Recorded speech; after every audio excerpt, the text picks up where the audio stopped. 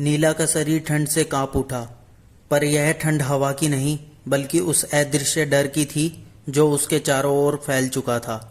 दीवार पर लिखे शब्द और कानों में गूंजती आवाज ने उसे जड़ कर दिया था। उसकी सांसें भारी हो गई, दिल जोर से धड़कने लगा। कौन हो तुम? नीला ने घबराकर पूछा, लेकिन कोई जवाब नहीं आया। अचानक कमरे की खिड़की अपने आप जोर से बंद हो गई। हवा का कोई हल्का झोंका भी नहीं था, फिर भी कमरे का तापमान गिरता जा रहा था। नीला ने धीरे धीरे कदम बढ़ाए और टॉर्च उठाने की कोशिश की, लेकिन टॉर्च उसके हाथ से गिर गई और बंद हो गई। कमरे में अंधेरा और घना हो गया। तभी उसे महसूस हुआ जैसे कोई उसके ठीक पीछे खड़ा हो।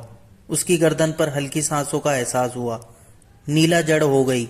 उसकी हिम्मत जवाब दे चुकी थी। तुम्हारी सोच से भी पुराना हूं मैं। आवाज फिर से आई, और अब मैं तुम्हारे साथ हमेशा रहूंगा। नीला के पैर जमीन से चिपक गए थे।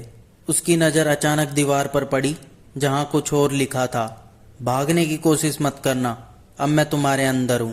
वह चीखना चाहती थी, लेकिन उसकी आवाज जैसे गले में ही दम तोड़ चुकी थी। आगे की कहानी जानने के लिए चैनल को सब्सक्राइब करना ना भूलें।